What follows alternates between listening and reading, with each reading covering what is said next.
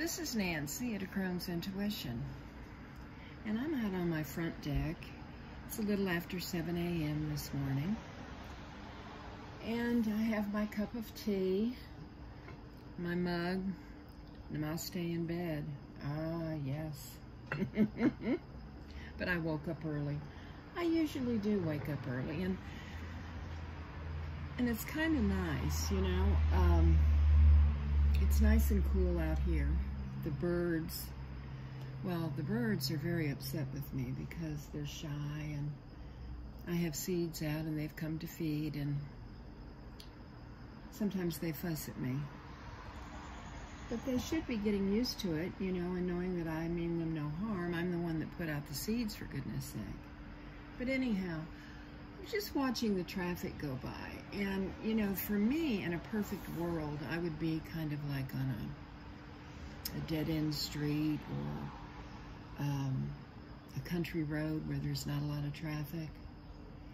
And, but I'm not. I am on a street that used to be a dead-end street decades and decades ago. And they put a bridge across the creek, the end of the road to my left, which has now made it a main thoroughfare. So, and I'm wondering, you know, what is it about us that we enjoy solitude so much? I'm an only child, and so I am comfortable just by myself. I love my family, and I love being with them, and I love being with my friends, and I love communicating with you all. But I wish there wasn't any traffic in front of my house. So I'm wondering, you know, does that have to do with the pandemic? You know, did I become more of a recluse when we were forced to be set apart from everyone else? I don't know. But anyhow, I am out here this morning to celebrate life. I've got my incense burning, I've got my tea, I've got blueberry scones and cranberry scone. So I am all set. And I also have my Mary Magdalene deck, this one right here. I got this a while back, and I really haven't worked at it because I've been so obsessed with the new decks that I've recently gotten, the tarot and other oracles. But I really wanted to spend time with this deck, and my plans are to start and to do a deep dive into it during this fall season and possibly into winter. Because I think that this deck is very important. Let's see what we have here. It's by Meghan Watterson. And I think what I'm going to do is I am going to shuffle and pull a card. And I am going to see, you know, what we have to start our day out here for the collective. You know, we all need a little inspiration when we start our day, and I can't think of anybody that would be more inspiring than Mary Magdalene.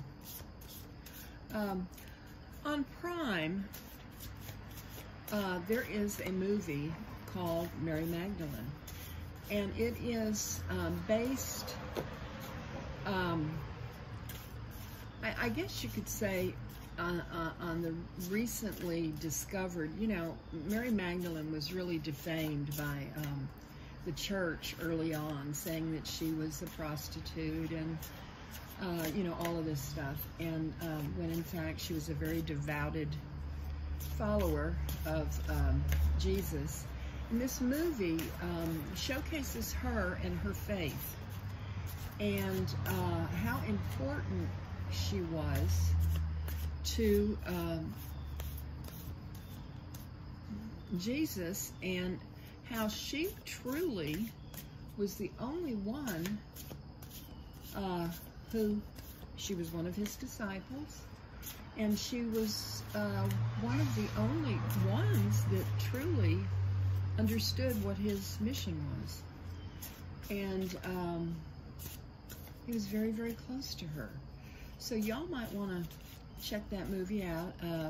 Joaquin Phoenix plays Jesus in the movie. I'm not familiar with the lady who plays Mary Magdalene, but she does an excellent job. Okay, here is the card at the top, the Anointed. I rise with only more soul. Here is the card. And here I'm going to set it right here where you can see it. I'm going to find it in the book, okay? Let's see if there is a page of contents. That would be nice, wouldn't it? But there's not. So I'm going to have to look for the Anointed.